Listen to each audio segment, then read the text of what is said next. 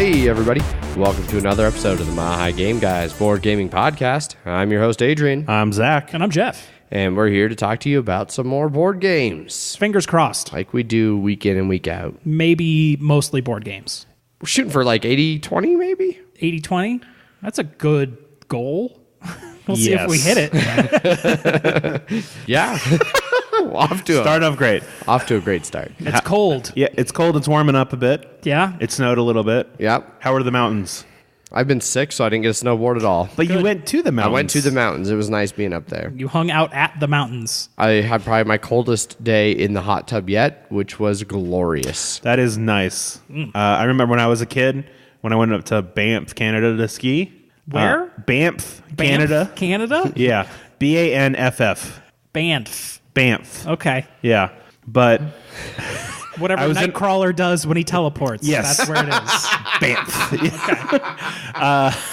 But when I went into the hot tub for a while, and this was during the winter too, and then I got up, I went into like the next room, which had an unheated pool, and then I jumped in, and that water was super cold. And my parents are like, "What the hell are you doing? You could have gone into shock and died." And I'm like, "Yeah, but I didn't, so it was fine." Just as long as you can stand up. It felt refreshing. That's why I did it. Okay. I've done similar things. There's a really cool hot spring here in Colorado that's right on the Colorado River. And you can go there during the spring and sit in the hot spring, and it's all nice. And then you can climb over this low rock wall and jump right into the Colorado River that's running with a bunch of snow melt, which is freaking cold. Yeah. Nice. And then jump right back in the hot spring. It's like, oh my God, yes. Have 1 foot in one and 1 foot in the other. Yeah. Just be careful of all the alligators. No alligators around here, Jeff. No? No, it's crocodiles. Come on. Oh, yeah, that's true. It's North America. It's all crocodiles, Yep. right? Something like that, but not at all. No, Nile crocodile. We shouldn't talk about this. We're getting to the to an We've area used we up do the not know. 20%. Yeah. No, we're Only if getting this to an area that we have no knowledge in, and it will not end well for There us. are no crocodiles in North America. Well, I think, no, they're starting to be an invasive species in, like, Florida now. I do not know. Crocodiles got in. It's all alligators. Yeah. Crocodiles are, like, Asia and Africa and stuff like that. Okay. Yeah. There we go. That's your take your word for invasive it. species update of the week. Ooh, yeah, like kudzu. Oh, God, it was everywhere. Yeah, kudzu sucks. Feral cats. Yeah. Yeah. All right, anyway. So, Jeff, you went to Chicago, so you missed this last Wednesday's game night, Yes. and you were gone most of the weekend. So, first off, any crocodiles there? None in Chicago. Okay. Alligators? Sorry. Go ahead, Adrian. I had no run-ins with any sort of animal. No, my CJ has a dog. I pet his dog, and then one of his cats clawed into my leg. So I did have a close encounter. Clawed into your leg? Yeah, I had pants on, and apparently CJ's like, "That's why I don't wear pants, because it just wants to claw into your leg." And I was like, "Oh, thanks for the warning." And so now I got like a nice claw mark on my left calf. Nice. Because the cat was like, it says one-eyed cat Pippi. Jesus. It's a very cute cat. Only has one eye. Nice. Yeah. I'm not gonna go down that derailed train line thing. Yep. My grandparents have a cat with one eye, but we're not going there. We're not talking about one-eyed cats. Jeff, we're talking about board games. What board games have you been playing while you were in Chicago? I taught CJ the Grizzled. Was it the expansion or just the base? Just the base game. Okay. And I was like, now buy the expansion because it's way better. Yes. And that was, then we like mainlined Resident Evil 7 all the way through, start to finish. It's a real fucking scary game. That's what I've heard. And then I played Blood Bowl on Sunday, but we'll get into that later. Yeah. That's it. That's all my board games that are relevant besides Arkham, Which we'll talk about later. which we will also talk about later. Yeah. Sounds like not a gaming filled week for you. No, Just a horror-filled week. I filled it with Portillos and visits. Right on. There you go. So Zach, you and I got to play some games though. We did. Not all of them together. Yes, that's true. So what did you get to play? So one game that I finally got to play is Dimension. Yes. Have you played it? I have. Jeff, have you played it? I have never heard of it. Okay, Oh, so- yes, it's the little round balls and a Yes. weird kind of thing. Yeah. Yeah, that describes it. Yes, it does. So basically you have like these sets of balls that you're going to put in a pyramid-esque fashion on top of each other. And there are like these 6 cards that come out that are like, you know, orange can't touch black because there are 5 different colors, I believe. I think it's 5. Yeah. Or greens have to touch greens. You can only have 2 whites. But like basically there's like 6 different random ones that come out. And you get, I think it's a minute on the timer to complete as many of those as you can in that 11, like that stack of 11. Because it's... Are you trying to make a pyramid? Yeah, it's because it's like 7. It's a 1 row of 7, and then a row of 3 on top of that, and then a row of 1 on top of that. But not like a vertical one, like a horizontal. No, it's a vertical one. Oh, so you're like literally stacking. You're literally stacking. Okay. Yeah. Round balls. Yes, and so it's basically after the end of the 60 seconds, everyone sees how many of those you completed. You get a bonus if you completed all 6 of them, but sometimes they can be like you have to have more oranges than blacks, and then you also have to have more blacks than oranges. Okay. And it's like you can't do both of those. Interesting. And it's like 5 or 6 rounds, and then whoever has the most points at the end wins. And I got bored of it like halfway through. Yeah. Mainly because after the first one was the only one I was not able to do all 6 of. Mm-hmm. And then every other one I was able to do all 6 of within like 30 seconds. So I viewed it in the same sort of game as Set, that I think just some people are going to be better at it than other people. Yeah. Because I've always been really good with actual things, manipulating real objects and stuff like that. Mm-hmm. So I was just like, I did it in like 30 seconds. I was like, okay, I've done everything. And there are ways to make it harder, I think, by adding more cards. But after I got done playing with it, I was just like, okay, that's felt like a kid's toy. Like, I think it's mainly... This is a baby game. No. I think it's mainly because, like, if all 3 of us were playing, we're just doing our own stuff. Yeah. Yeah, And then there's zero interaction. Yeah. So if I'm just better at it than you, then I'm just going to win every time. Yeah. So it was a fun enough distraction, but I'm okay not playing it again.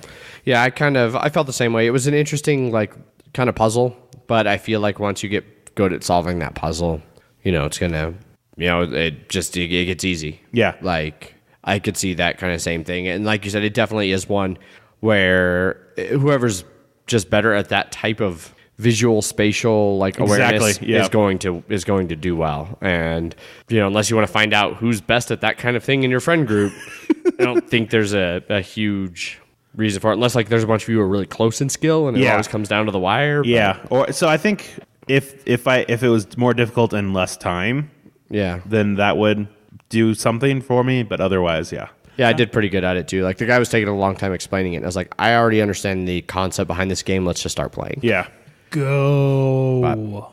Anything else? I played some more King's Cribbage with all the correct rules this time. Yes. Because when we played, you know how like in Scrabble, when somebody goes out, you have to subtract points.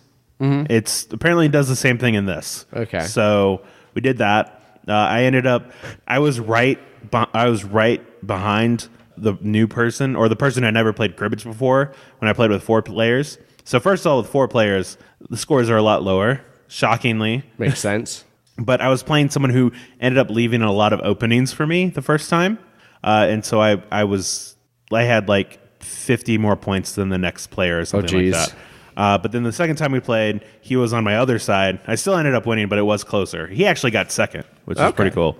But it's still an enjoyable game. Everyone who played it was like, I like this. This works well. So it definitely makes your head hurt. Well worth the $5 then. Yes, definitely. Awesome. For myself, I got to play at game night. I played a couple games of Euchre with you and some random people and lost both of those. I like Euchre a whole lot, but I'm not always the best at it, especially when I make really bad decisions. Like throwing the complete wrong card for the wrong time. Be like, oh, oops. And then other than that, the only other game I got to play was I got another game of Dragon and Flagon in. And it was my first time actually having to teach that game to new players. Right. And I did an okay job. Like, the people who knew games really well, like, they got it because I did a good job explaining it there. But I didn't go in depth enough for the couple people who are still fairly new to the hobby.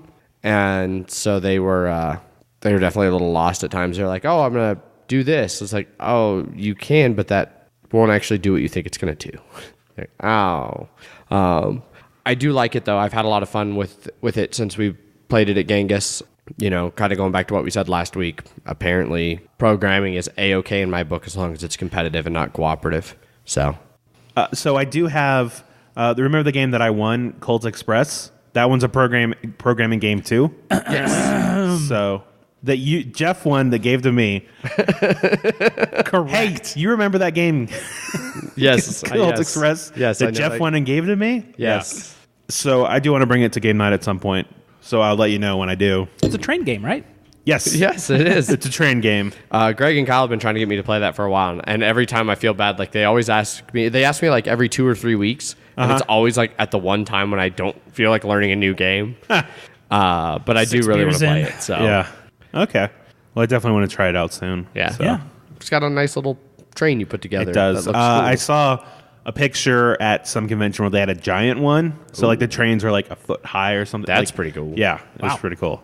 So yeah, so that was when I played a game night, and then like I mentioned briefly at the start of the show here, I went up to the mountains with the intention of snowboarding, but I had a really nasty head cold and just felt too sick to do any of that. So I spent my weekend playing board games up at the condo. I learned Glass Road, which is another Uwe game. I am not a huge fan of it, at least off my one play. It has a really cool mechanic. So the game takes place in like Germany in medieval times It's shocking. and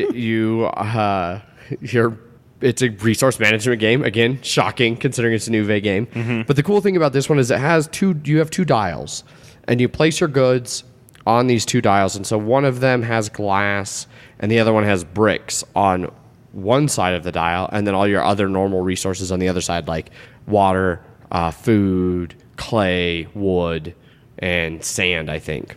And so every time the dials are perpetually trying to move clockwise. Right. So if something on the right side of the dial is taken away, it shifts one over, which decreases the value of everything to the right of the dial and increases everything to the left. So like it's kind of a balance. Like there's times where you're like, oh man, I really like want to build this building that uses a clay, but if I use that clay, all of my other resources I'm going to lose one of. And so it's kind of an interesting dynamic there.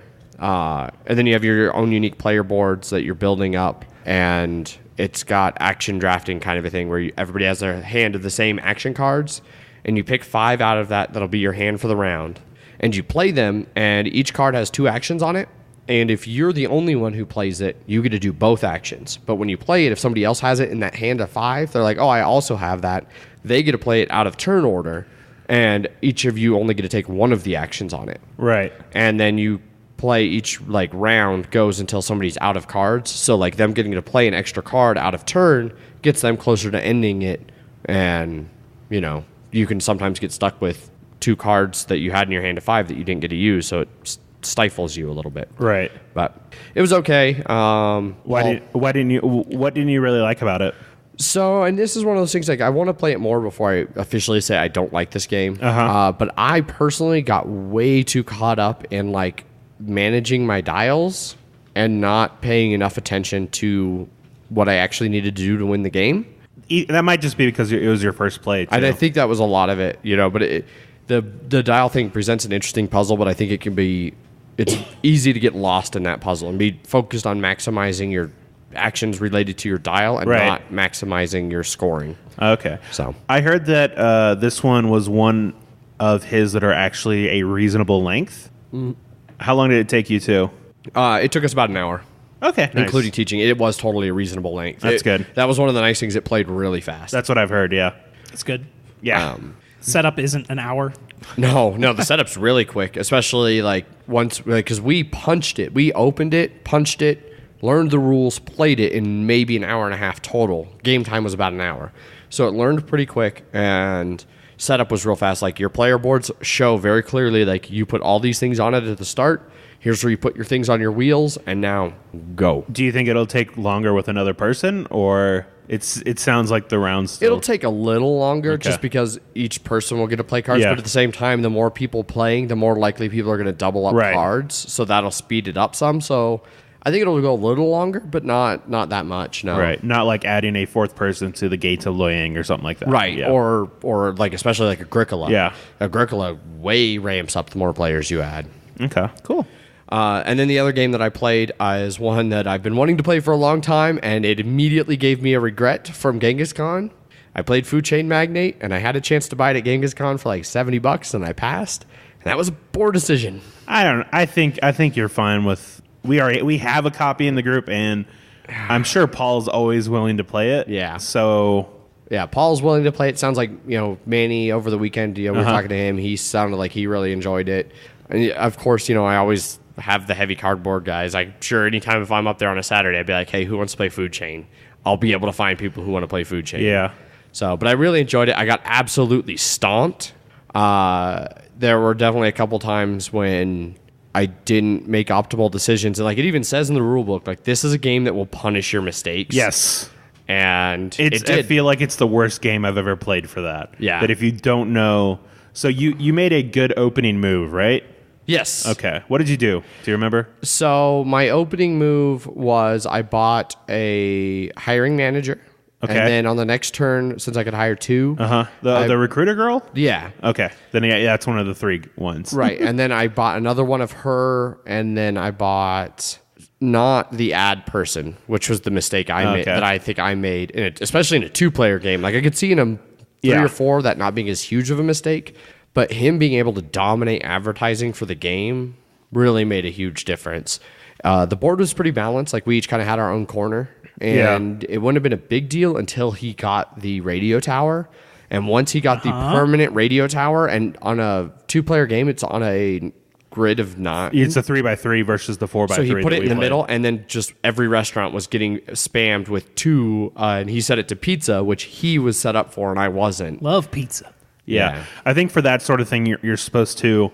So I know when we played with him, we basically whatever you were the one that had the marketing one, right, Jeff? Yes. Yeah. So me and Paul switched. We were burger heavy, and then you were like pizza everywhere, and we're like, all right. So we switched to pizza, and then I went cheap pizza because if pizza's going to be there forever, I would just like to sell cheaper ones. I think that's what ended up giving me the win. Was that I sold it cheaper than. Well, actually, me and Jeff both sold it cheaper than Paul, and so we were able to get enough money to end it on our terms versus his terms because he would have destroyed us on the next round. Gotcha. But yeah, it's definitely being a new person. It's really hard to do it. So I've heard the 3 good starting moves are the trainer, the recruiter, and then marketing. If you get one of those 3, it's first, and no one else does it. It's good. But yeah, if you're like, oh, I'm going to do a burger first. It's bad. Don't do that. I didn't. Did he help you at all? He did. Okay. Well, you know what I mean. Like, yeah. So when we were setting up, he was like, there seemed to be 3 dominant strategies, and he kind of outlined them and everything, and he explained like the turn order stuff and like how having open slots you get to choose turn order, which that was the one time like that I wasn't. And this was, again, my own fault. It punishes your mistakes. I wasn't paying enough attention to what was going on. And, like, we had at that point been alternating first turns just because we were filling our entire employee tree. And so it was just turn order was the tiebreaker. And so we were just alternating back and forth. Yeah. And so I was like, oh, well, I'll get to go first this turn. So I filled up my thing, and I was like, all right, I'm going to get the radio tower this turn. And he had the previous turn gotten the guru that lets you train, like, 3 tiers. And he was like, oh, yeah, look at that. I left half my employee tree empty. How many do you have empty? And I was like, 0. And he's like, oh, I went way overboard. Oh, well, I still get to go first. So here's the guru. And I immediately max out this guy to radio towers. And I was like, oh, that was the only one? Oh, fuck. Yeah. They were like, that was the first of the points. Like, there was another point a little bit later on where I was like, this game is over, right? We could probably just stop.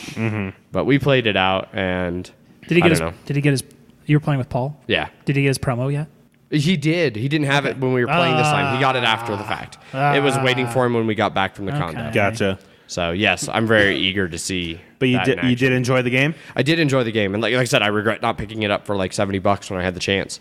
I'm going to have to tell Dave that the next time he gets a copy of that in, he has to immediately set it aside and email me. 2 years or whatever when they're going to reprint it. Well, he might get another copy in before then. Yeah, maybe. who knows? He said he thought he could. Okay, well, good luck. We got the We'll see. ins. We'll see. A local online retailer. Yep, so feels good. Feels good. It's not about what you know. It's about who you know. Clearly. It's about who you know. Yeah. All right. So that pretty much covers what we've been playing, I think. Anybody else got anything else they wanted to cover? So I visited my board game collection that I have in storage in Chicago. Yeah. Was able to condense down Twilight Imperium to one of the expansion boxes, and then my 2 plastic Plano boxes. Plano, whatever. Of the ships and all the different tokens, and was able to put that in my check bag. And I now have a copy of Twilight Imperium in the Denver metro area. Nice. I know, because I know you said you wanted to play a base game version of it. Yeah. I almost burned all the treaty cards. the whatever those cards are. Right, yeah. Yeah. The promissory notes? Promissory notes. Yeah. And then I saw all the ambassadors and stuff. Well, maybe I could just leave those in Chicago. I don't know if I need to bring those with me. Yeah, we still need to try it with all the fluff, according to you. It's a much shorter game. I'm sure it is. Yes. And then I got some Agricola stuff. So I now have the X deck, which is the alien abduction deck, and some other cool stuff. Oh, I got this other game that I know Adrian will love. It's called Dungeon Dice. Okay. It's literally nothing but dice. It is a dice bag with other smaller dice bags in it. Nice. Yeah. I remember doing a Kickstarter for that a million years ago. Never played it. All right, well, we'll give it a shot at some point. Yeah, fingers crossed. It probably sucks. Probably. Yeah, we'll probably see. sucks. I think that's it. I think that about covers it. So we can move on to some Bloody Minute! Blood Bowl action. So this week's Bloody Minute is brought to you by the upcoming Karak Encore Open, and we have a word from our sponsors on that one. So take it away, little goblin man. Hey, Blood Bowlers. This is Harry Stinkbreath, head referee of Denver's finest Blood Bowl league, the K.I.L. I welcome all you coaches to our preseason tournament, the Karak Encore Open, held at Total Escape Games in Broomfield, just outside of Denver, Colorado, on March 11th at 9 a.m. It's a $1.15 million buy-in. For more info on the rule set, check milehighgameguys.com or find our Facebook group at Denver K.I.L. That's K.I.L. K.I.L. And remember, it's only cheating if you ain't got the money. All right, so yeah, now that you know a little bit more about the upcoming Karak Encore Open. Great stuff. Great stuff. Yeah. So on with your Bloody Minute, Jeff. I'll mention the tournament at the end. So I flew back from Chicago on Sunday. Yeah. And then Aunt picked me up from the airport, dropped me off at home. I had about 15 minutes to be at home after being on vacation, and then immediately went over to his place so we could play our league match. Yeah. It was an uneventful game overall. The fans didn't really show up for me. I had about 7,000. He had 19,000 show up for him. That's a little more. Yep, he got fame +2 for that. I kept knocking guys. I have so much guard on my team now that I make it hard for everyone else. That was a lot of rubber bands. Yes, there were a lot of green rubber bands. Guard lets you assist even though you're in other people's tackle zone, so the strength helps me a lot. It was humans against undead. The Denva Real Monsters. That's a great name. All of his guys are named after characters from the was it a Snick show? Yeah. On Nickelodeon. Real Monsters. Real Monsters. Yeah. Yep. I just always remember the guy holding the eyes Yes. with the armpit hair. Yes. Super gross. Yep. The game was pretty uneventful. No real major injuries. Ant had a lot of missed go-for-its. Rolled a lot of ones. He did. He did. I was real happy when he did, though, because anytime he was going to be very close from fucking me. Each time he did that. So I'm glad he did that. I only had one guy knocked out. I had another guy badly hurt. My ogre, Morg, not Thorg, ripped off Blib's head. One of his zombies named Blib. Uh-huh. I ripped his head off, but zombies regenerate. He got better? He got better. I got better. My team value is a lot higher than his, so he hired a star player named Hack in Slash. Uh-huh. Not Hack, N'/. His last name is ENSLASH. His last name is in Slash. I like it. So his first action was to run up and try and foul someone with the chainsaw, which you need a 2+. He rolled a 1, ate his own chainsaw, and knocked himself out for the rest of the game. It was his first and last action. It was so proud of that mini too at the start of the game. He was. He was showing it off. And Yeah. Since we were actually playing a game next to you guys, so we got to see that. We got to see Ant go, "Oh, you got to be kidding me!" Every time he rolled those ones. Yep. You see what happens. I got a score right at the end of the first. I had some bad rolls at the beginning of the second half, which he got a 2-turn touchdown on. My ogre immediately 3-die, double skull, both downed. And then I was like, fuck it. All right. And then he ran in for the touchdown. Yeah, I remember saying that. Yeah. The second half of the second half went a lot better for me. Okay. The ball got bounced around a little bit, and I got some lucky catches on the bouncing ball, which let me take the advantage to get a score right at my turn 8 with some nice die rolls. And that was Ziggy Abshus got the touchdown for the turn 8 touchdown at the buzzer for a 2-1 victory for the Nice. Reichman Renegades, and handing the Denva Real Monsters the first loss of their career. Really? Yes. That was the first time they lost? Yep. Wow. And it was undefeated until I came across. So your ogre was, besides the knocking himself out that one time. I did have to re-roll him because he rolled both down again before that, but I got the loner re-roll. But otherwise, so. he was fine. He only got 2 boneheads. Okay. A lot better than the 7 Yeah. that I had gotten in a previous Okay, game. cool. And then I'm up against another human team next. You're right. I go up against the Dota All-Stars. Another human team, newer guy. We'll see how that game goes. I have the only other human team I've played was a new player, and he's been pretty roughed up since the beginning. But this team seems to be doing pretty well. So we'll see what another human team does to me. Okay. Yeah. Cool. Yeah. Well- So I won. Congratulations. And that brings my record to 5-13-4 for It sounds 3 better than seasons. last season. it was way better than last season. Yeah. Yeah, you're not going to win the Jeffy. No, I am clearly not Jeffy. Yeah, I'm in third place, right behind Ant's team, and then the lock Andrew with the Raptors Airy at number 1. There's no way he can't be number 1. Okay. Unless he, I don't know, has a heart attack and dies. Well, then. And then he at least gets posthumous number 1. Gotcha. Yeah. Well, But I'm currently tied for third with David's Pittsburgh Clearers. nice. Yeah. And Ant goes up against them next week. But yeah, and then that's it for the season. And then we got the tournament on March 11th, and then season 4 right after. Right on. So if you're interested, we'll have some information in the show notes for this episode about that Croc Encore Open. If you're in the area March 11th, you said, Jeff? Yep, March 11th, Total Escape Games. Come and get murdered or murder other people in Blood Bowl. It's a fun thing about Blood Bowl. You get to In murder Blood Bowl. people. Yeah, No real life murder. there's no purge. Yeah, happening. try not to murder in real life. So, No purge at Total Escape Games on March 11th. That means no throwing up either. Yeah. oh, geez. All right. Anyway, let's move on to our news and Kickstarter segment. Start off with some good old Kickstarters here. What do you got for us, Jeff? We're going to start with Giant Killer Robots. GKR. So that's the one that was Weta Workshop, the guys Yes. that helped with or did the Lord of the Rings, like all of their King Kong. And Yes, they're CG House. pretty much tons of stuff. Peter Jackson Yep. stuff. They were working with Cryptozoic to make this game. Yes. Yes, It funded in 4.5 hours. not surprised. Those minis look great.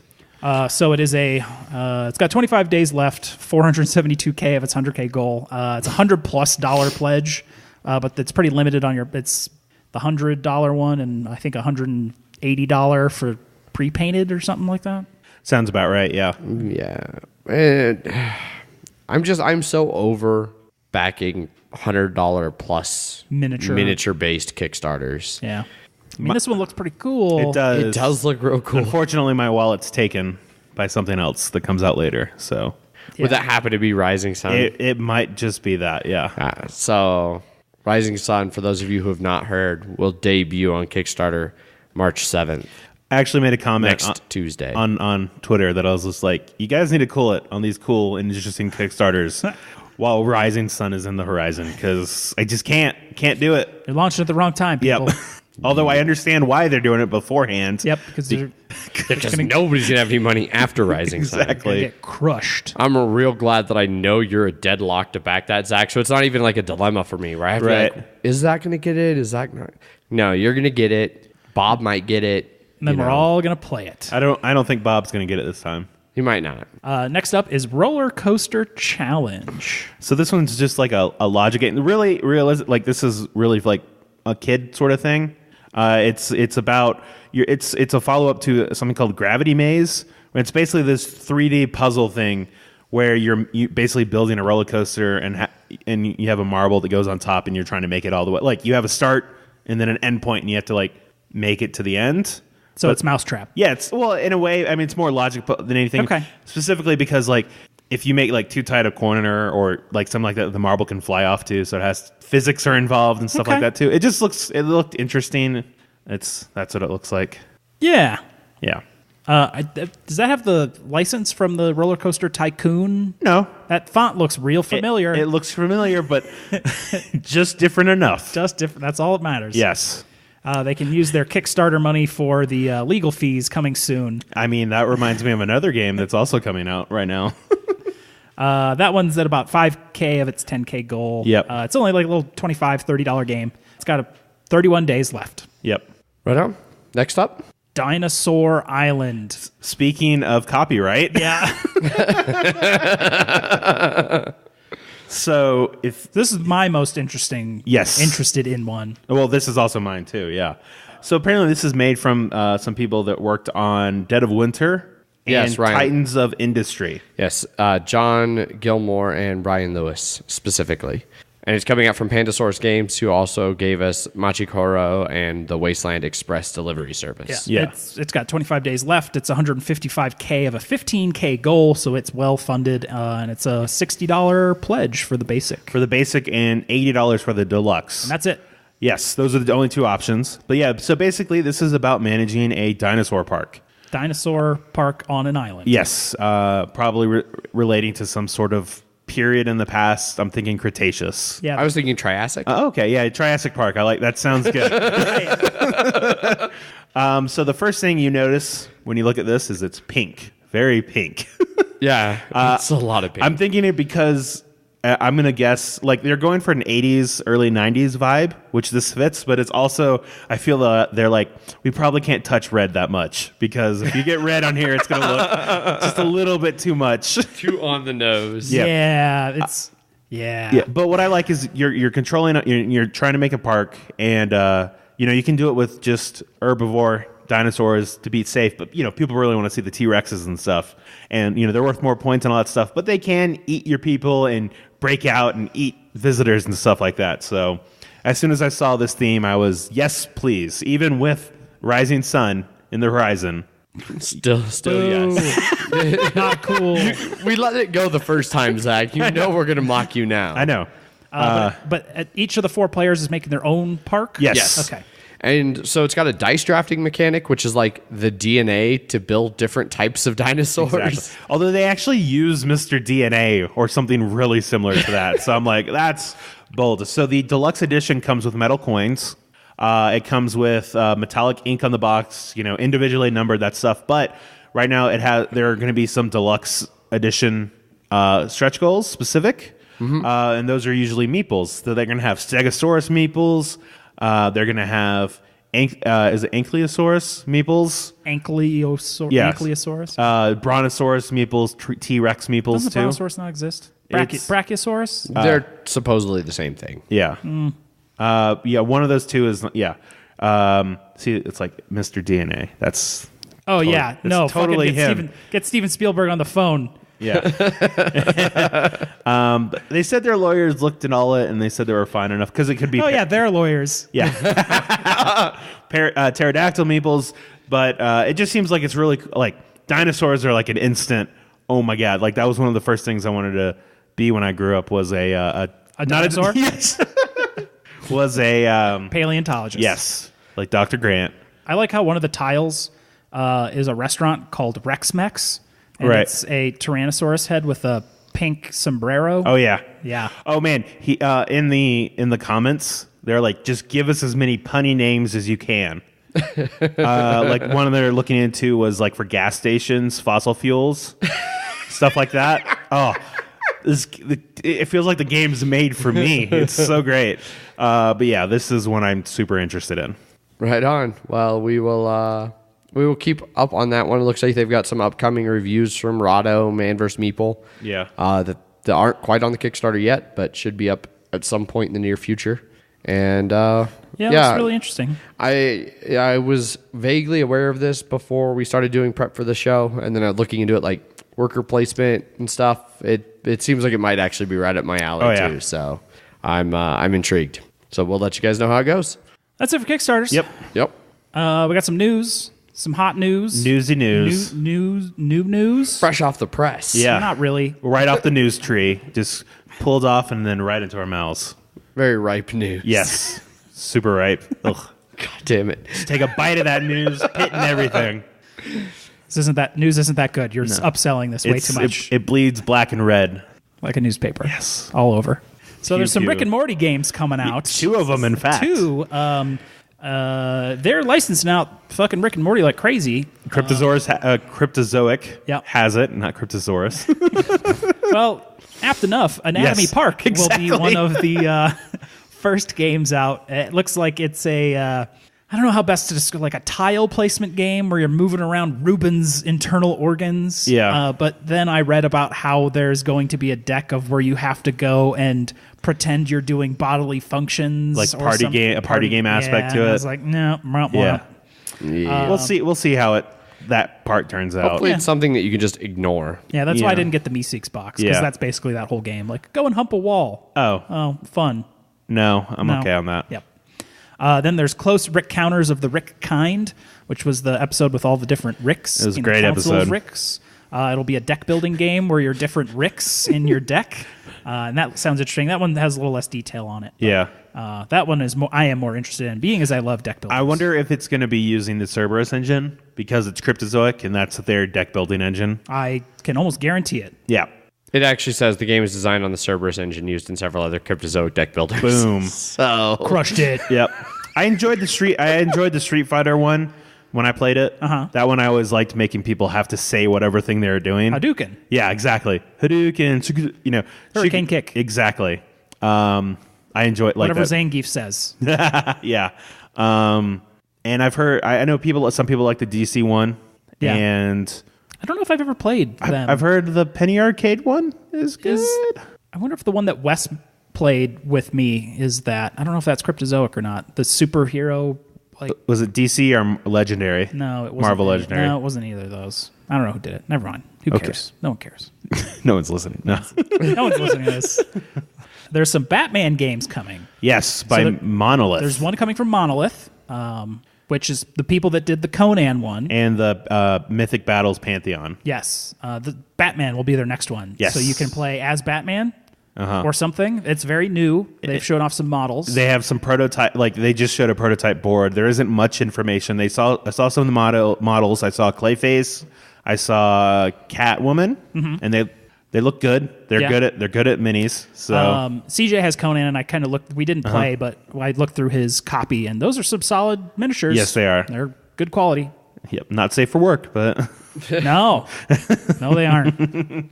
And then another one that just came out that interested me. There's one based off an episode of Batman the Animated Series.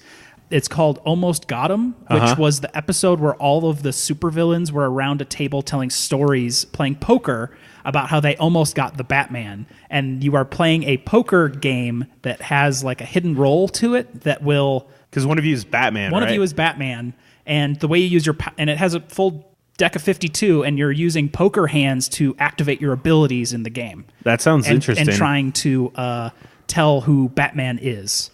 And that's probably one of my favorite and probably the best Batman animated series episodes. So it's super nostalgic and seems interesting. It's out now. It's like $12, $16, somewhere in there. It's available online. Cool. I thought that one looked pretty cool. That sounds cool. Yeah. I don't know. I don't really like poker. So doing like a 52 card deck game where you're using poker hands, like It's. I mean, there's more like pulling and drafting and stuff like that to make your hands. I would hope so. It's not just like Make it more gamey. Here's a fucking Texas Hold'em but you're the Joker. I don't know. That does sound interesting. Yeah, because you could just murder everyone. Yeah, exactly. Last thing, there are just today, some hints of a prototype of a Grizzled campaign. Oh, yes, the standalone campaign Campaign for the Grizzled. They showed off some, I don't know, test cards and stuff. Like Mission 1, Mission Yeah. 2, or Scenario 1. Chapter 1, 2, 3, and 7. All those Chapters. Chapter. Yeah, it's in French, It's right? in French. Paquet de cartes campagne? Oh, my God. Champagne. Campaign. Yeah. It's still campaign. Yes. So there could be another Grizzled expansion coming. Which sounds cool. Yep, Which 'cause- they said is standalone for this yeah. one, Oh, which will be kind of okay. cool. I'll still buy it because it's good. Yes, real good game. That's it for regular news. Uh-huh. In other news, I am literally Oh. touching Gloomhaven You know what? right now. I'm gonna touch it, too. Yep. Sorry, Adrian, you can't touch it. I can't reach it from where I am in our. It's only fantastic- taking up a fourth of this table. This is the biggest board game I've ever seen. I'm pretty sure it's the biggest board game that exists. I mean, a Twilight Imperium box is probably bigger, but there's not. And it's like Mechs versus Minions is smaller, but it's wider, too. But it's so much stuff in here. It's crazy. It's certainly the heaviest board game Yes. I've ever held. weight-wise. Yes. Yes, weight wise. 'Cause, yeah, you've touched Food Chain Magnate. It's Yeah. but we're gonna open it. Well, we've opened it, going, aha, look at this, and then put it back. Yeah. But we're actually gonna play it at some point soon. Yeah. Hopefully this weekend. In the 10 minutes I was home before I went to Blood Bowl, there was a box waiting for me, and Gloomhaven was inside said Yep. box. It's pretty awesome. Also, Jump Drive or whatever. Yes. Yeah. that I did It was pre-order. just sitting on the counter behind Zach. Yeah. It's we don't know. We don't even care about that right No. now. We've got Gloomhaven. Yes. Uh, So Gloomhaven impressions coming soon, as soon as we can play it. yes. Yeah. So we'll probably for this one, just looking things over, it's going to be one. The review will be a couple months coming while we get to play the we'll shit see. out of it. But we'll have some first impressions here for you, hopefully soon. Yeah, it sounds good. Let's hope it doesn't suck. Let's hope not. People seem to be enjoying it. So That they do. People are wrong sometimes. Very rarely. yeah. People are always kind of normally right. So. Yes. Okay. Anyway, speaking of people being normally right, how about we review a game? Nah. No? All right. Well, thanks for listening, everybody. We'll I'm catch Jeff. you later. Bye. Anyway, we do actually have a game for you guys that we're going to review, and that is the Arkham Horror card game. Living card game. The title of the game is Arkham Horror, It is. the card It game. is, yeah. But But it it don't is mention living anywhere. It is a living card game. It's not a collectible card game because I wouldn't play it. Yeah, so anyway, on to the review of Arkham Horror, the card game. This is a 2016 release from designers Nate French and Matthew Newman, published by Asterion Press and Fantasy Flight Games. It plays 1 to 2 players and takes 60 to 120 minutes. Zach, you got us a rules rundown? Yeah, as much as I can for luck. this game. Yeah. So this LCG campaign game has you playing an investigator trying to survive in the Arkham Horror universe. When you start a scenario, you're going to have a built deck specific to whichever character you are playing. In each story, you will be trying to finish the act deck before the agenda deck counts down. On your turn, each investigator will have 3 actions to spend as they choose. This includes drawing cards, gaining resources, playing cards, investigating locations for clues, attacking or evading enemies, moving to locations, and using card actions. Some actions will require you to take skill tests to succeed, which will be modified by chaos tokens, adding a possibility of failure. During the scenario, there is a possibility of your character dying or going insane. But finishing the objective of this scenario is great, but if you fail due to dying or going insane, it does not mean it's over, because it can carry on to the next part of the campaign, although it is not great for you. After the scenario is over, you will take any experience you've earned and will be able to upgrade your deck for future scenarios. And I guess that's it. It was hard to write this. Yeah, so especially because we're trying to be spoiler free. Yeah. Yeah. Things happen, and then it's like you can die or not, and then, yeah. Yeah, so basically the base box of this, like we said, it plays 1 to 2 players, and it's a self-contained campaign.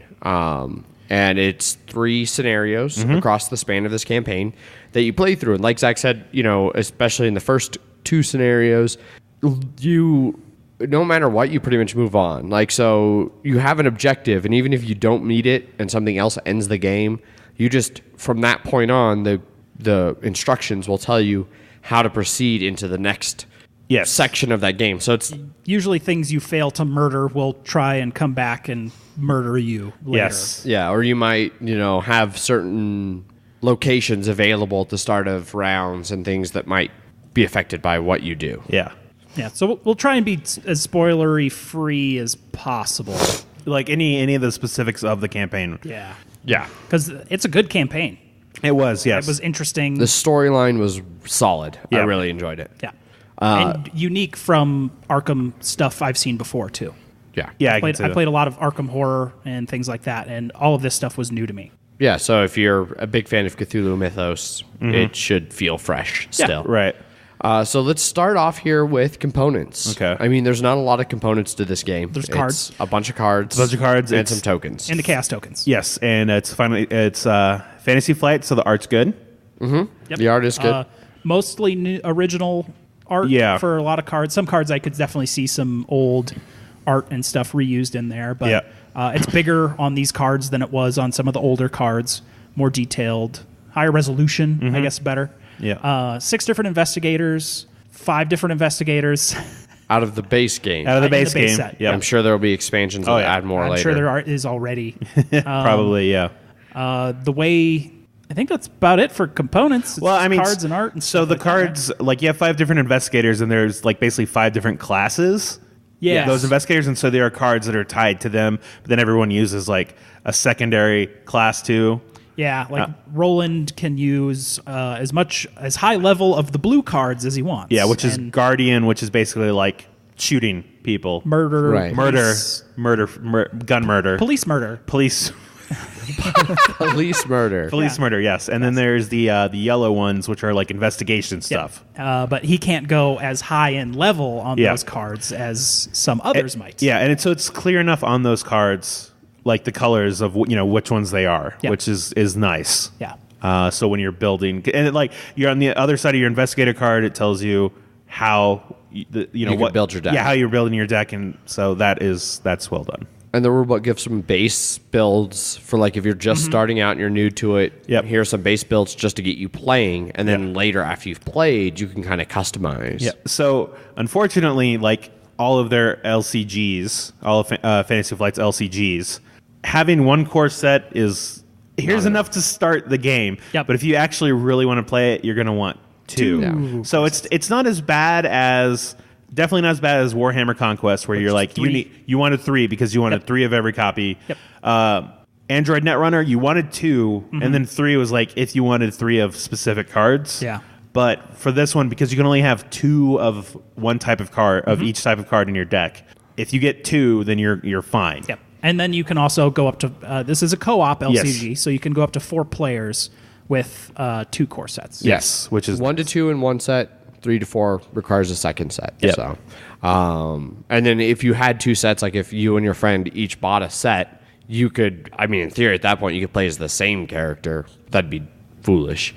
Yeah. There'd be no reason for that. But some of the characters in the base set you can't play together because they use the same cards. Yeah, if you're in doing their one base core decks. set, yeah. So they're like, which is nice, at least in the rulebook. It says if you're playing with just one core set, you can play with this character and this character, or this character and this character. Which, All the characters are pretty different. yes, they are. Yeah. The one I was like you said, Roland is all about murder. So And investigation clues. Yes, So gameplay. Gameplay. So it's an LCG. yes, Look up what an LCG is. yep. Because It's Well, so there's basically LCGs and CCGs, and thankfully we're talking about a Fantasy Flight game, so we can use LCG without getting sued. Yep. LCG is Fantasy Flight's like proprietary thing. Yes. But essentially, anybody who's familiar with Android Netrunner has the concept. All the extra packs and expansions you buy, you know what's in them. Yep. It's not like Magic where you're There's a random hoping distribution. to get Yeah. good stuff and you Fingers don't know crossed to what's get in the that bag. Yep. $150 rare. Yep, it's an expandable card game, but without the Randomness. Every Yep. card pack has the same. The same. So and it contains for this 2 copies of every card. So you just buy one and you're good to go. And then they have deluxe editions that I think they add more campaign. I don't know what these ones add. There are now 3 different kinds. There's the deluxe expansion, which adds a new campaign. Okay. And now there's new like scenario packs that will add maybe like 1 mission. Oh, okay. And there's been 2 of those and 1 deluxe, which should be a whole new campaign. Yeah. And then there are like 5 or 6 individual just card packs that are just more cards to make your decks cooler. Gotcha. And more options and things like that. Yep. Nice. I'm interested in the scenario packs. Yes. To be just like, here's more story stuff you can do. No, yeah, it which makes the game cool. Yeah. needs. For sure. Building your deck is easy. Use the base ones when you start for your first time. Yeah. I liked the ones that they had in the back of the campaign book after you beat the campaign. That's like, hey, here's some more decks you can try, and I really want to try out those ones. Gotcha. That makes sense. I like the way that in between scenarios you get to kind of rebuild your deck. Like, so each like scenario that you do over the course of the campaign, you get experience based on how you did, and it lets you use that experience to upgrade your cards. And the way they handled upgrading the cards, I think is kind of cool. Essentially, like most cards don't have any pips on them. And so those are like a level 0 card. They cost 1 experience to add to your deck if they're not already in your starter deck. But if you want to upgrade some cards, like there's a higher or better version of them that might be, 2 pips. And so you spend the difference. So 0 to 2, you spend 2. But then later on, if you want to upgrade that 2 to a 4 that comes along later, you'd only spend 2 additional to upgrade it. And you just replace the lower level with the higher level. And so your deck feels like it grows as the campaign grows, which is really nice. I like how you get experience. Yeah. Like certain locations that you'll investigate. If you get all the clues off there, they're worth victory points. If there are like story monsters or characters. Or just particularly hard monsters, too. That you defeat, they'll go into your victory tableau display. Yes. Yep.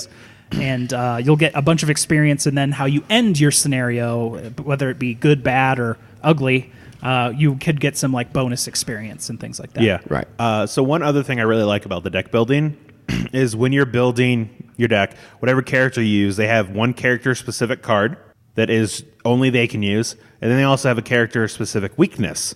So this game has weaknesses that you put in your own deck, which are basically Bad cards. really bad cards. Yep. They're going to hurt you in some way, and it definitely fits the theme of Arkham Horror. Yes.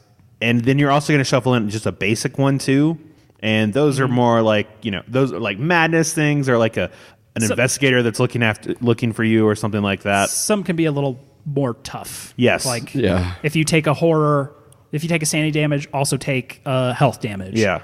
Or discard all your cards except one, or discard all your resources. So those happen whenever you draw it into your hand. So you always have this bit of dread when your deck is getting low and you haven't seen those. You're like, Uh-oh. I want to draw a card. Maybe I'll get something good, but it might also be that card that's going to mess me up big time.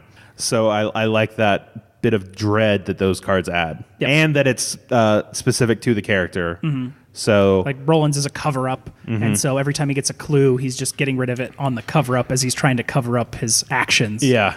And Wendy's is she's an orphan, Yep. and so she gets all depressed and alone, and then you discard your entire discard pile. Like you remove it from the game Yeah. so it doesn't come back. Yep. Which sucks because a lot of her things are like, events that you can get out of discard. yeah, you can manipulate the discard pile some, and so it's I don't need this. I don't need anyone, and you're like, oh man, But I need that. yeah, but I needed that. That was But I really like that they put those in there because that really puts the stress of getting totally screwed by Arkham Horror, which you totally do. yeah. So should we talk about the chaos tokens now? Yep. Yeah. So- skill tests are very important in Yes. Arkham and Eldritch and all those games. And those were usually done by dice. Yes. Which had usually was 5 or 6 was success. Everything else was failure. Yep. Which is I hated. I loved it. Every player has a stat line Yep. of your willpower, fight, lore, and agility. And then you'll have to make these tests and skill checks and things like that based on locations. And you do your skill level versus a bag of tokens. Yep. And the bag of tokens will have, like, on standard difficulty, 2 not bad things and, like, 9 not good things. Yeah. Which, depending on how many monsters and stuff out, could be average. And then if you equal to or greater than, you succeed. But I really like the part where you can, all the cards have the same skill icons on them. Before you do the test, you can be like, I'm going to discard this card that has 2 fight on it, and I get +2 to my fight challenge. Right. And then you draw the -4, and it doesn't matter anyways. Or because it's an Eldritch game, there is one in there that's just you fail. Automatic failure. Which is great when you play Windy because you can just be like, I'm going to discard a card and Reroll. just get a new one. Redraw. Yeah. There's also a good one. There's an Elder Sign in there that Yeah. usually has character-specific benefits. Yes. So, as you said, you didn't like dice. No, I hate output randomness for the most part. So I hate when I make a decision and then it's like, all right, well now roll dice to see if it happens. Woo. And dice especially, I dislike the way I don't know. I mean, you can find it's fine just to say. You don't like dice version of randomness. Yes, in particular, I don't mind it as much if it's like a 2 dice, so it's a distribution. I mean, 6 like dice. Catan style. 6 dice is just. But the problem is that it's not. It's like number of successes, number of failures, Yeah. and so it's not like quite the same as a normal like. Well, I didn't say think it was like a normal one. Yeah. Catan, where you get this nice little distribution, and 7s are super likely, and 6s and 8s are really good. Odds. You want odds, basically. Yes. Okay. Yeah. I like I absolutely love. I think I've mentioned this before. I love going and throwing craps at the casino. I like when I can actually know the odds. I hate when it's like, especially a single die. A single die is my worst kind of randomness. You like toss 1 die and you succeed on 2 of the 6 faces. It's like, well, but they all have an equal chance of coming up, and there's no real way to. That's when you roll 6 dice, because then you're like, as long as I need 1 success, I'm sure. As someone that regularly threw 20 dice at a time, Oh God. firing rapid fire Imperial Guard last guns. Yeah. But anyway, so as somebody who didn't Odds. like the dice, and that was one of the things that majorly turned me off of Eldritch Horror. Eldritch Horror, especially. So what do you think of the Chaos? I pack? liked the Chaos pack. It didn't, even though it's just as random, it feels different. It's more deterministic. Like, I stick my hand in the bag, I feel around, I pick a tag, or a tag. I pick one of the tokens, and I pull that out. And so, like, it feels more deterministic. Like, it's actually up to me to grab the right one, even though I don't know what they are, and it's a random bag. And I can also look over the chart and be like, well, at this point, like, half the tokens are going to be succeed, half are going to be fail. If I play this other card, I can shift those odds in my favor a little bit. It felt like I had more control over the randomness, which I appreciate. Yeah. I like the bag too, but I also don't care about dice. So for me, it worked as well. But I think the thing I really like about them is that if you want to play at a harder difficulty, you just change that bag. You take out some of the good ones and you put in more bad ones. If you want to make it super hard, you just take out all the good ones. You just throw all the bad ones in. If you want to make it easier, you can... Easier, medium, hard, and very hard. Or even scenario specific. It's like, you need to add this one specific token in there. Yep. And that is so much easier to do than trying to be like, well, dice mean this in this certain specific instance or something like that. So I think for the game, it'll make it a lot easier. It'll just make it so much easier to customize it. There's more things that can happen out of that bag than rolling a die. Exactly. Right. Yes. Agreed. Because there's like skull tokens, and that skull token changes every scenario. Although it's stupid that they didn't give you a bag, even a cheap little bag to put that in. Could have a nice bag in there. Yeah. Like Dice Masters, they even gave you a paper bag. It's like they're like, here's something. If you don't have anything, here's something. Yeah. But Fantasy Flights, no, you need a cup. Nah. Just get a cup. We need more money. Yeah. Nope, nothing. Yeah. This game's too expensive. And we already talked about deck building and stuff like that. Yep. I guess that's one of the hardest parts to get into this game is building a deck that's Yes. outside of that base starter. Yeah. Which I always have a hard problem doing. I always go online and look for everything. Did you ever play a LCG besides this? I played a little bit of Netrunner out of the base set. Okay. And you played a little bit of that too, right? Yeah, I even bought a few of the what were the terms for them? The big, like I bought like 2 of the big expansions, deluxe Netrunner, expansions. and then 2 of the card packs. The data packs, yeah. The data packs, yeah. So I because I'd played a deck that I really liked and I wanted to recreate it. So I bought the stuff to recreate it, and then I played it a couple times, and it was just one of those things like LCGs will never be my thing. I just don't like the idea of having to continually spend money to keep up with the game, which And that's why I like the scenario packs in this, where it's like you're spending money, but you're getting more scenarios. Well, and it's really at your leisure. Because it's co-op. It's not. I played Netrunner for a while, and I ended up stopping just because I was just like too hard to keep up. It was too hard to keep up, and especially when I stopped, it was like every data pack it's like changed the game in some way. Yeah. And I was just like, oh, you don't have time to refine anything without spending a lot of time on it. And so these ones always, like this one always sort of appealed. Lord of the Rings was the same sort of thing, where it's, oh, we finished this, now we can buy more of them. We don't have to be like, the new one, the new one came out.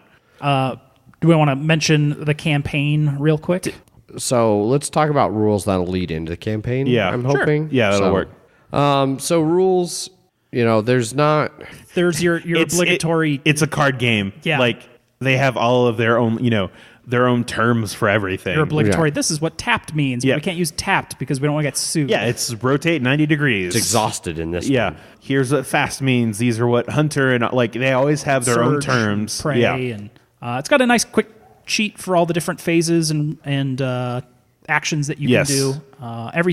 There's the standard learn to play book and the here's the rest of the rules lookup book, which we used a lot in our first game. Yes. And our second and our third. Yes. Let's be honest. Yeah, no. We were only confused about one thing after the first game, but that's because we didn't use one of the actions, which was evade, because we didn't know what exhausted meant. Because we're like, how do we exhaust an enemy? Yep. You run away from them. Yeah, you run away from them. And which is technically just making them go back to the board and you not moving anywhere. Yeah. I like how the board's set up too. Yeah, all the card locations. The cards have like icons that are like this card links to these cards. Yeah. So when you're moving through them, it's not just I'll just go here, here, and here. It's I have to go to here, then go to here. Yeah. So it replicates the board a lot better while still being cards. Yeah. But yeah, overall, I mean, so Zach, you essentially taught me the game. Did you feel that any of the rules got in the way of teaching or anything like? Not really. I think it's pretty, I think having played an Arkham Horror or Eldritch Horror style game, it's relatively easy to move on to this. It's like, I know what a Doom token is. I know what a Clue token is. You have to do some sort of skill test when you're fighting things and that, obviously, like, the specific things were different, but it was having common ground is nice. Yeah. And also, because it's a cooperative game, those are so much easier to teach because you're like, if you have any questions, you can just ask me because I want you to make the best decision possible. Right. But there is secret info. Like, you're not supposed to talk about which cards you're drawing and things like that. Yeah, which we did a good job It's not to be like, I have the machete and I'm going to play that soon, so you can do whatever you want. Yeah. You're not supposed to know the other person has a machete. But you can be Literally, like, I'm going to be able to attack him next turn. Yeah. So it's a lot of those things. It's like, as long as you're vague, it's okay. Yeah. The Learn to Play book I thought was very well written. Yes. Very detailed. I didn't have any questions about the setup phases. The only small confusion I had was when you're building the Mythos deck and the symbols that you need versus the scenario deck's symbols. Yeah, I that can got see a little that. confusing, but after the first time I got it. One thing I did want to mention too, so I really like the agenda in the act deck that it's like your timer's trying to beat their timer. But I love that it makes it look like a book. Yes. Because they're supposed to be right next to each other. And I think those look great. And I love the idea that it's like we're trying to advance this and we're trying, but every time the timer kicks down, we're just like, oh shit, more stuff happens. Yeah. Oh no. Oh god, this thing. Oh no, not him. That's Arkham. Yeah. Yep. I did feel dread most of the time, especially in the second and third one. So I was like, well done, game. And the player multiplier is super good. Yep. It's like that's standard fare for theirs. Yep. Whatever. Exactly. Yeah, so I feel like it would scale well. We only played it with two. You and I, Zach, and Jeff. You only got plays with two, you and yeah. CJ. Yeah. But I feel like just looking over the game and like how it played out, I feel like it's a game that would scale very well. Oh yeah, just like most of those things, I think it would take a bit longer. But you are just gonna, because like you said, it's always per investigator. It's So whether it's one player or four, it's always going to be someone has to get two basically. Yeah. So. To move from the act, you need like 3 clue tokens spent per investigator. So if you're playing 2-player, you need 6. Yeah. So yeah. 6, 9, 12, 12 clues. Jesus. Yeah. Yeah. But locations would yeah. be getting Exactly. 2, Yeah, 4, they'll be 6, getting 8. more. But yeah, I don't think the actual experience will change more than just you have more people. Appreciably. 4 people drawing Mythos cards. Oh no! Ew, gross. It does sound much Those harder Mythos for cards players. get pretty rough. Yes. Because the timer on the agendas don't go up. And if No. you're dumping Mythos cards that add Doom, Yeah. that could go. Well, that's one thing I like too is that so it's like the Doom ones that are on the Doom Timer. on the timer, but you also if you put Doom counters on creatures and that counts towards cultists. it. Yep. So there's one time when we had to kill something that had 3 Doom tokens, or else it was going to turn prematurely, basically. And we're like, oh god, we need to kill that guy now. There was definitely an urgency to some of the actions that we had to do. Right. Some quick non-spoilery campaign notes. Yeah. Yeah. The campaign can be random. There's enough randomness in there, and there's choices you can make Yes. to affect in number 1 to affect number 2, Mm-hmm. and then number 2 can affect number 3, and even number 1 can affect number 3. Yeah. So one thing that I was a little worried on when we started was, or before I really looked into the game was, it's a campaign, but it's like, because I think for Lord of the Rings, it's you have to succeed at the scenario to go on to the next one. So I was like, these are known for being hard. Yeah. Are we going to have to finish it and successfully do it, or is it, or else it'll be like, okay, you have to start again, do it correctly, and then you can go through. Basically, are we going to have to keep playing the same thing Yes. over and over again? Which luckily it was not. It was There are fail states. There are fail states of you did most of it. I do like how a lot of times there are things where they'll give you an option just to be like, Fuck this. yeah. If you ever feel that you just can't go on, just because one of the things is basically called resign, which is you're like, I don't want to. I'm just gonna leave, guys. You can handle, and that doesn't end the scenario. That's means just you. your character. Yep. It's, oh, Adrian, I think you got this. I'm just gonna go over there. I'm out. I'm out. We're all done here. Yeah. Bye now. Yeah, no, I the thing I liked best about the campaign is, it was actually surprisingly engaging for a card game. Like the flavor text on all the cards really lent to everything, like the story that they put in the book. Like, you read this before your mission, don't read this until you finish, and then based on how you finish, read A, B, or C, 1, 2, or 3. R1. Yes. Yeah. Resolution 1. It was interesting having the storyline and the way things played out, and it fit surprisingly well with the way, like, in some missions you'd have different decks that you'd be drawing from at different times to be like, oh, well, here's this unique monster that comes up only at this particular time Yes. that you now Definitely. have to deal with, and it makes it feel like an actual story that's unfolding as you go. And in like certain monsters, you can, like, there's an option called parlay, which is like you can defeat them doing something else instead. Gives you options. Gives you option. It's not always kill. Because it's technically defeating. Yes. So Well, you can defeat them. Yeah, via defeating other them with a ways. machete to the face. Yes. Most of them. Most of them were machetes to the face or stabbing in the back. But it was always funny because Or my sweet, sweet, unique pistol. I never had a 38 knife revolver.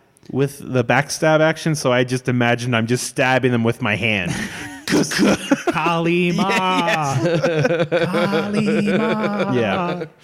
My favorite part, as non-spoilery as I can make this, is the second scenario felt like Arkham Horror, the board game, Yeah, I can see that. which was super cool. Yeah. Yeah. The second scenario really made me want to play more Mansions of Madness. Yes, I can see that also. Arkham Horror LCG. Yeah. I think that, It's in a wide, sum it it's in up a wide there. world of Arkham, Cthulhu, mythos things.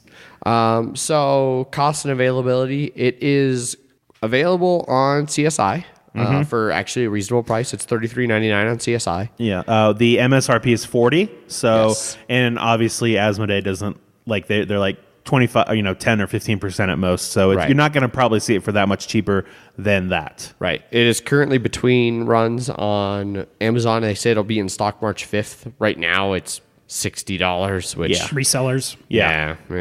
There's one, what they call the, Expansions? for Netrunner, like every set of 6 was a It was a data cycle. data cycle. Yeah, so there's the Dunwich Legacy cycle is the one they're currently working on for this. Starts with a big box, which I assume has a whole 3 thing. It might even it's be only longer. 2. Oh, it's only 2 on It's that? the Dunwich Legacy. It's 161 new cards. It is currently released. It includes extracurricular activity is the first mission, followed by the house always wins is the second mission. Then they have the Miskatonic Museum Mythos Pack is another 60 cards. Mythos Pack, that's what they're called. And is released. Essex County Express is the next Mythos Pack that is supposedly on the boat for delivery. Blood on the Altar is the third. It's at the printers. And Undimensioned and Unseen is the fourth, and it is in development. It is scheduled for Q2 2017. Sounds about right. And then Where Doom Awaits after that. And Lost in Time and Space following that will conclude the Dunwich Legacy. So if you're getting into Arkham LCG now, there's only like 3 things you can buy, which is super nice. That was always the worst thing about Netrunner is like, hey, you should play, and then you only have 30 things to buy. There's also 2 standalone adventures. Print on demand. Huh? They're print on demand standalones. So you print them. Standalone ones? Yep. The Curse of the Ragu and Carnival of Horrors. These ones that are $15 that I can add to my cart here on the website? Yeah. Well, they are also available as a print on demand type thing. That's useful. Well, they're called print on demand. It's basically that's their in-house printers versus going to. So they're going to be slightly. They're different card stock.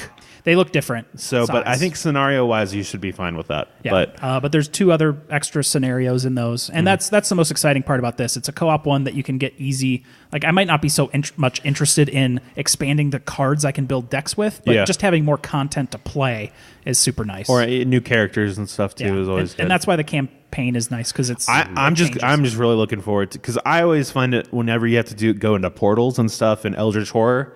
Is great. I love doing that, so I would really look forward to that. Dreamlands and things like that. Yeah, so they already have listed here. So just so that you know what those different things we were talking about mean, Deluxe Expansion versus Mythos Pack. Deluxe Expansions include additional investigators, player cards, encounter cards, location cards, and 2 scenarios which will begin a cycle. All of them. Mythos Packs will include additional player cards, encounter cards, location cards, and 1 scenario which continue a cycle. A copy of the cycle's deluxe expansion is going to be required to play the scenario. That makes sense because it's the first 2. But unfortunately, the difference between this versus Netrunner is that like if you see a pack that you're like, I don't really care about that one, I'll just get the next one. Can't really do that for scenario-based stuff. Right. That means the Dunwich Legacy is going to be like 8 scenarios long campaign. Sounds about right. 1, 2, 3, 4, 5, 6, 7, 8. Yep. That'd be cool. Yeah. The standalone adventures are supposed to be little side stories that you can do that will add, which I think is super cool. Like you complete that side story and then you get like an extra card to like, you get a bonus card to throw into your deck. That's pretty cool. That will be outside your normal 30 card deck limit. That's like, cool. hey, I did really well at this and now I just have this bonus card. Nice. But yeah, so that is Arkham Horror LCG. Yeah. What did you guys think? So I think so it'll go back to Zach. You and I were sitting here playing our first game, and we're nearing the end of it. We're probably 3/4 of the way through it. And I go, damn it! And you go, what? I actually like this. I do. I went into this. I wasn't expecting to. I don't really collectible card games, LCGs, that kind of stuff isn't super my thing. I've tried it a few times, and it's never really stuck. But the story was really good. The campaigns were fun, and sitting down and playing it across the table, I enjoyed it. Yeah, it was good. Nice. So. I'm excited for a real high-profile co-op LCG. Yes. I like LCGs a lot, but they're all competitive, and I enjoy those, but keeping up with them, like you said, is brutal. Yeah. And this one is more fun to keep up with, because it's like, I have more scenarios that I can do and cool stuff. And really, you don't really have to buy it, because I'll probably buy all of it. And that's the other thing. You can just be like, here's a deck, fucking have fun. Yeah. While the big boys play. Yep. So yeah, that was the thing I was curious about, and I'm still not sure exactly. Like if you say you bought 2 core sets and then you're buying the deluxe stuff. Like if I bought my own stuff, do I only need to buy like the core sets and like do I need to buy the entire set as well to play with you if I'm not playing with your stuff? Do you know what I mean? Yeah, Yes. I don't know. I would say if you're not planning on using any of his things, you just want to bring your own deck. Yeah. You probably do need everything because you would need to be able to level up accordingly. Right. And so Jeff, just buy everything and I'll just play with yours. Okay. So well, that's where I am. Like, so I enjoyed this. I do not enjoy it enough to ever want to own it myself. Yeah. I won't be disappointed if I never play another game of Arkham Horror. However, Jeff, if you keep buying them, I would be happy to jump in and It'd be fun to do a roll through a campaign. campaign here and there. And then each scenario is like, I don't know, 45 minutes to an hour. Oh, it plays real quick. Exactly, yeah. And it's, like I said, because because you don't have to play it again to beat it. It's like we could just play it once. Yep. Have the bad stuff happen. Have the bad stuff happen, and then only later we could be like, I want to see what the good stuff was on that. Yeah. But you don't have to be like, oh, okay, we have to keep beating this until we go to the next one. Right, because that was something that was frustrating a little bit on like Pathfinder and some of those like, oh, we gotta play this one again. Oh, yes, yeah. Yeah, I could see that. Yeah. So how would you compare? Yeah, that's actually a good one I was thinking of mentioning. We played Pathfinder. We played 2 campaigns of it. Did you enjoy this more than that one? Pathfinder. The adventure card game. Yes. Card game. That's what I I meant. felt the theme and the story more in this Yes. than I did in Pathfinder the Adventure Card Game. I definitely agree with that. Yeah. Pathfinder the Adventure Card Game is more in a thematic sense what I'm drawn to. Yeah. I like that more The fantasy-based stuff. fantasy-based, D&D style play versus like I'm pretty sure I'm on record on this podcast. Yeah, you don't saying like Cthulhu I stuff. don't like Cthulhu stuff. Even I was texting Megan when we were playing last night. I was like, yeah, this scenario is kicking her ass. And she's like, what's the game? And I was like, oh, it's this. It's a Cthulhu-based cooperative game. She goes, oh, you're playing a Cthulhu game? It's like, yes, I am. But I mean, you like Mansions of Madness, which is based on so it's not a non-starter for you at least. No, not even remotely. For me, it's like I think a lot of people are for zombies. Like for zombies, I'm like, oh my god, zombies, yes. But most people are like, there's some good zombie stuff, but it's overdone. Yeah, and that's how I feel about Cthulhu. It's like there's some good Cthulhu stuff, but it's overdone. It's hard for me to really place them. I think that in a lot of ways, this one feels more accessible. However, I felt. At least, granted, we played, like you said, 2 full campaigns. Yes, it was the Rise of the Rune Lords and Skulls and Shackles, which was like a pirate one. Mm-hmm. Yeah, we played 2 full campaigns of Pathfinder. I've played 1 storyline in this. I felt like I had much more control over my character and my deck, and I felt more connected to my character in Pathfinder. Yeah. But again, that was over way more plays where I was doing way more to build my deck and customize.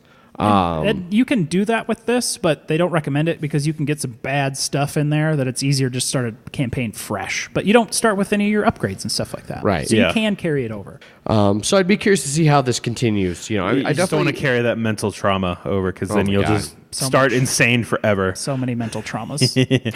2 for him. Well, I'm dead now at this point. We're both. Yeah, You died. we both died. I didn't die. Nor CJ. Gotcha. Yeah.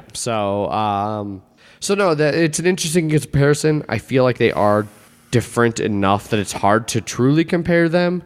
Yeah, I mean, one I was more theme that I connect with, one wasn't, but the one that I don't connect with the theme, Arkham. Whereas and that one was I felt the story more. Everything seemed the gameplay connected more. Like that was my biggest problem with Pathfinder is like although I like that D&D style theme, so much of that game I never felt like connected to what you're doing. To the story or the theme. Like it was like there's a bunch of locations and they just jump randomly around. It was what we the only connection you got was the stuff that we brought to it. Right. Because literally you could play the game as you flip a card. All right, roll some dice. I didn't get it, or I didn't beat it, or I did beat it, or I got it. All right, it's your turn. Yeah. It could literally just be that. But I mean, Arkham could be that. I mean, too. Not as easily. This one had more story, at least in terms of tell you to try and be in character and stuff like that. At the beginning too. Mm-hmm. Yeah, and so that made this one. They definitely and even like like you said, like we were talking about earlier, connecting the locations and like you can move from this space to this space, but not necessarily that one to that one. Yeah, made it feel a little bit more like an actual city or board or whatever you want to call it, like a connected location. Locations. One other thing I did like, speaking of, is that the locations, they have 2 sides to them, and they're like you don't know what that location is. Well, you know what it sort of is. You know the name. You know the name, but you don't know what you can do there until you actually go there, and you don't know what can connect to it and stuff like that. Or what action you can do on there. Exactly. So I really liked that you did have a bit of exploration in that respect too. Right. Because you're like, oh, we need clues. And you're like, oh, let's go to Miskatonic University. Let's see if they have anything. And they do, but it's the Shroud, which is the investigation level you have to meet, is like super high because it's really hard to find stuff there. And you're like, oh, God. Whereas like it just in a clearing had like 1 because it's super easy to find anything there. Yeah. I did like that in both of the second 2 missions, there were different cards, like for some of the locations. Like, oh, yes. So that next time we play it, if you randomly choose, you might not get the same locations. So it'll play a little bit different next time. So it adds some replayability, which is good. Because that's the thing with Pathfinder, the card game, I felt like there was no replayability there. Like, I mean, the only way is if you're like, I want to try a different character. Yeah, and even then, Yeah. So I liked it, though, surprisingly. I would play it more. I like it a lot. I liked it a lot, too. I'll be buying a lot, and I'm glad there's not a lot of stuff out there yet for it, so I can catch up real easy. There you go. Might be sold out immediately. Yeah. What's it, number 51 overall on Board Game Geek right now, and number 1 under customizable. Which is, it just shot up over Android Netrunner. Yep. Yeah. It's number 9 thematic, which I can totally buy. Yeah. It's what's popular. number 1 on thematic? Is it Legacy? Number 1 is Legacy Season 1, Pandemic Legacy Season 1, followed by Star Wars Rebellion and War of the Rings 2nd Edition. Sounds about right, yep. Mansions of Madness 2nd Edition, Mechs vs. Minions rounded out the top 5. Sounds about right, yeah. I'd agree with that. Yeah. I agree. Oh. Yeah, so that's our review. Check it out if you're into LCGs or co-op Arkham Horror stuff or Cthulhu or things like that. Or do like me and convince your friends to spend all their money on it and you just reap the benefits. So I do want to say also, playing this game, I still do want to play Eldritch Horror. Yeah. And I still want to play Mansions of Madness. It doesn't replace any of those. They're different games. They're different enough games. Which is super good. Yes.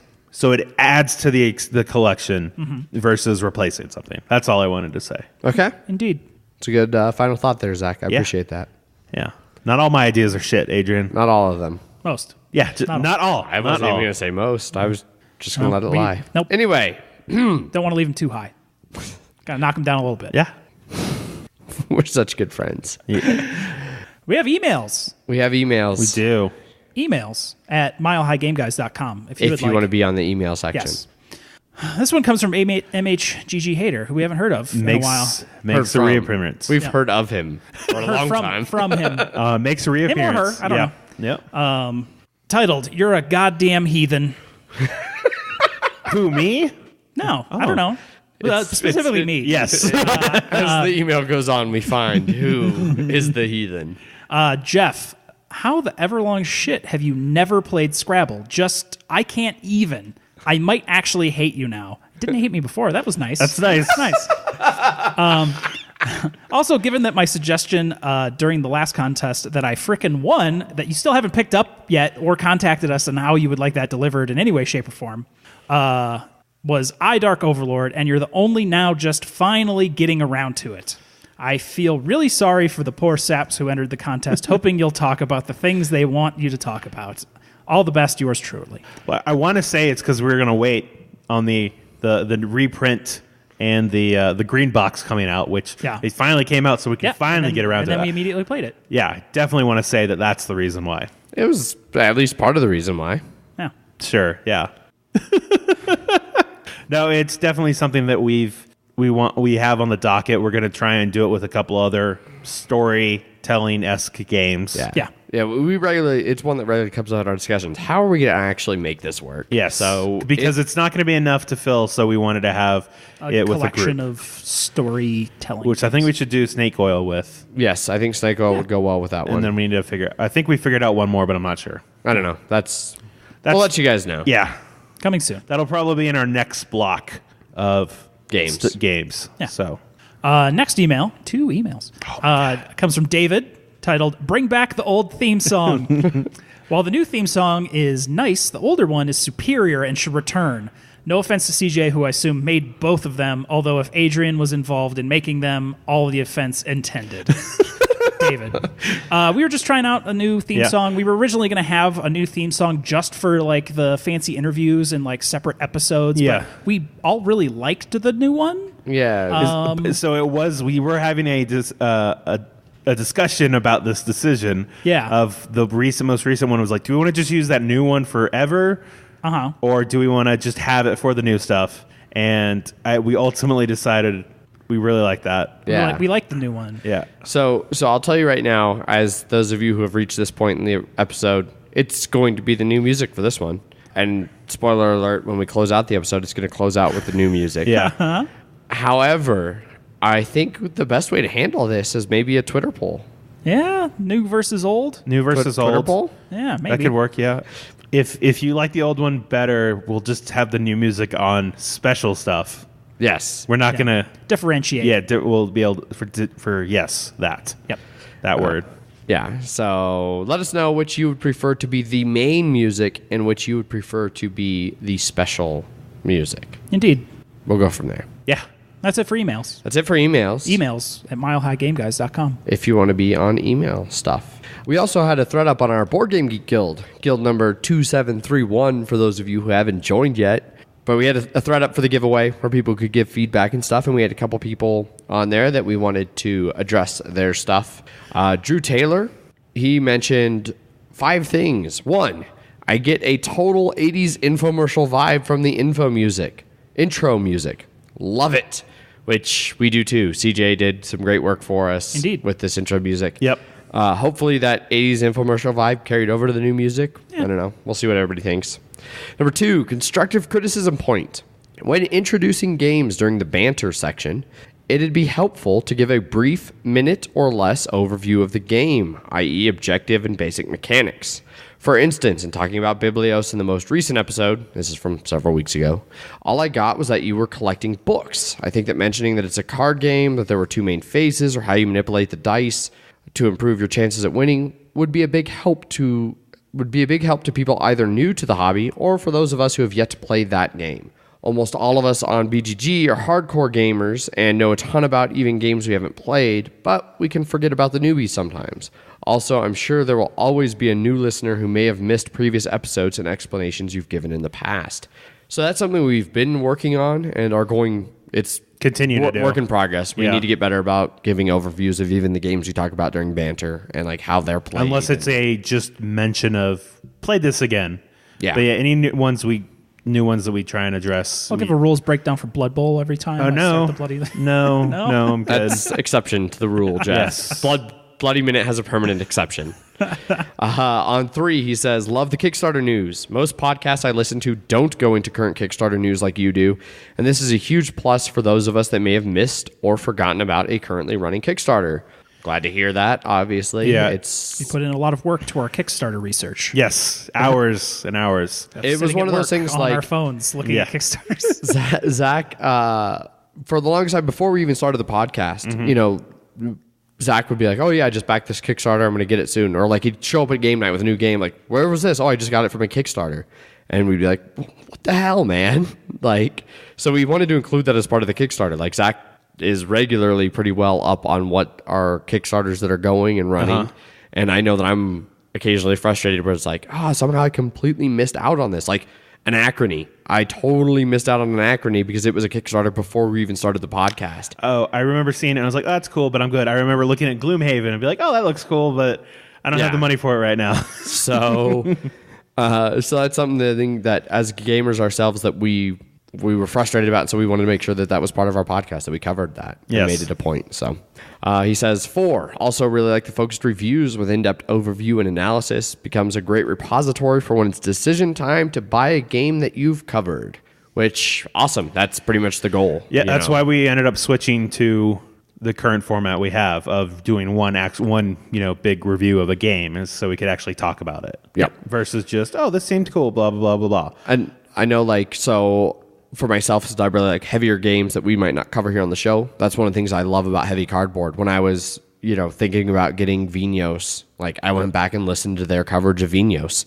So, and I know that's something I've appreciated in other shows like them, and so we wanted that to be a part of our show, and glad you feel that way, Drew. Yep. That's why Terraforming Mars is one of our most downloaded episodes. Yes. And so finally, he wraps it up with 5. Really like the show notes with the timestamps and links. Can't tell you how great it is to click a link on the old phone and be brought to a Kickstarter or BGG listing, which all I have to say is vindication. No, I agree. Yeah. So in the beginning, and this was mainly just from me, I never used them when I listened to my mini podcasts. So I was like, why are you doing that? That just seems like work that no one's going to care about. It's a lot of work. It's a lot of work. And then I will say you did put a little too much detail in the beginning, but he found a good medium for it. And it is good to put links of things that we were talking about, any specific things that we were talking about. I think there was another feedback that was like, I like where I can skip the things I don't care about that you talk about to the things I want to hear about. I can respect that. Yeah, it was somebody else. It's not one of those recording, but he essentially said, I can't listen for like an hour and a half to 2 hours. He's like, but you have timestamps that let me focus on what I'm interested in, which is, again, vindication. Yep, you can skip all the crap we talk about. Yep. Oh, and then the other one we're going to focus on for this episode of the feedback is from Matthew Goddard, again, from that same BGG thread. And he said, my first time listening, things I enjoyed. 1, I liked the intro music. There's a theme. Yeah. 2, I liked the quality of audio and how you all enunciated well. That shocks me considering how often I am editing and I'm like, oh, I had a beer too many. I'm starting to slur. Like, I'll be like... I think they just get used to it near the end. Apparently. Maybe they also drink while they listen. Yeah. Now, the quality of audio, I'll take as credit for my awesome editing. Or whatever that thing is that you sit next to. Or that we have decent equipment. Yeah. To all of these things. Yes, because I know that's one thing. When we were starting, we were like, we don't want to just have we don't want to record off your laptop. Yeah, we never want to record off of that. Heaven forbid that ever happens. And so that's one of the first things we were doing is like when we were once we started, we're like, all right, we need to get mic stands and decent mics and filters and headsets and splitters and stuff. So we want to be pleasurable to your ear holes. Yeah. So yeah, because we didn't have the best quality in the beginning, like the best actual, not quality. Word talkage? Yeah, word talkage. That sounds good. Like in the beginning. Yeah, in the beginning. No, we just we didn't, I don't know. We were all... Show quality wise. We had never done a podcast before. So we didn't want to have... And we had no idea what we were doing. It's been a learning process. Yes. And so we didn't want the audio quality to be another reason as why... bad as we were. Yeah. All true statements. Yes. He says, number 3, I enjoyed hearing about the weather in different areas. I can't tell if that's sarcasm or not. I can't either. I'm like, do you really want to hear about the weather? It is 40? No, I don't know what it is right now. Number 4, laid back conversations about the games. And again, this is one of the things that we wanted. We sat around and we used to just bullshit about games anyway. We'd go to game night and not play. We still do it even outside of the show. And that's how we wanted this to be, was us just bullshitting about games. So, and we do a game night where we play a lot of games. Yes. And even at the game night, we bullshit about the games that we're not playing. Yeah. So, it moves on. Things I didn't appreciate. The gap of knowledge with Seinfeld characters and actors. I feel that was you. That was Jeff. It was me. It was 100% Jeff. I don't remember. Although George you didn't know. It was Jason Alexander. Yeah. Yes. Duckman. Yes. Yep. And his dad being the actor Jerry Stiller, Ben Jerry Stiller's Stiller, dad, and which apparently he wasn't in the first episode, the first season. I just learned this as a neat little tidbit. Fun fact. Apparently, Larry David is like obsessive about continuity and stuff, continuity and stuff. Continuity and stuff. So great enunciation. So there it is. So the first season of Seinfeld, they had a different actor who in like 2 scenes portrayed George's father. Yeah. And for whatever reason, he didn't come back for the second season.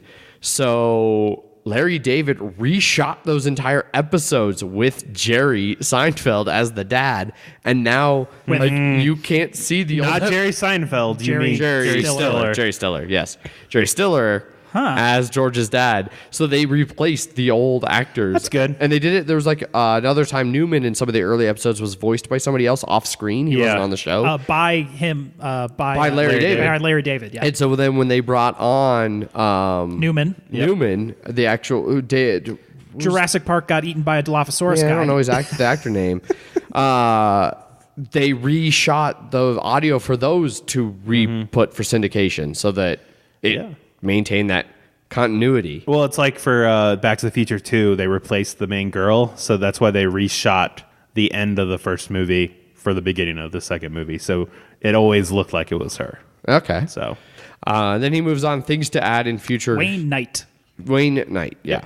In future/game. I think a review of your favorite 4-player game would be great to hear. It's always good to hear when a group plays a game together and then how everyone's experience is different. Matthew, we've already reviewed our favorite 4-player game. And that's Terraforming Mars. Yeah. and as we touch Gloomhaven here. I don't think it's going to replace. I don't know. It No. looks real good. No. Sex. Being weird. Right on the edge there. yeah, right on the edge, just a little right there. Yeah. So we'll address some more of the different things we got feedback through Facebook, Twitter, BGG. Like we mentioned, Gloomhaven will be upcoming after we get plays in. We'll have some preliminary thoughts on that, hopefully in the next couple episodes. Indeed. Somewhere. And next week we will be reviewing The Gallerist. So if you have any questions or thoughts or comments on The Gallerist that you would like us to address, we'll have a thread up on BGG. You can always get at us our Twitter at MHGameGuys. Zach, you've got a Twitter. I do. I'm Zach_MHGG. And I'm Jeff_MHGG. So if you got things that you'd like us to cover on that for the Gallerist review, get a hold of us there. You can also get a hold of us anytime on our Instagram at Mile High Game Guys, Facebook.com/Mile High Game Guys. Pretty much anywhere where you consume board game media, we should hopefully be present. Fingers crossed. Yeah. Fingers crossed. And if not, let us know and we'll try to be there. No MySpace page requests yet. No MySpace page. Nope. Or Friendster. Oh, geez. Google Plus, Google Circles, Google whatever. Plus. Yeah. That was a thing. It was. Anyway, so that pretty much wraps up the episode here. As always, I've been your host, Adrian. I'm still Zach. And I'm Investigator Jeff. And we'll catch you guys later. Bye. Bye. Bye.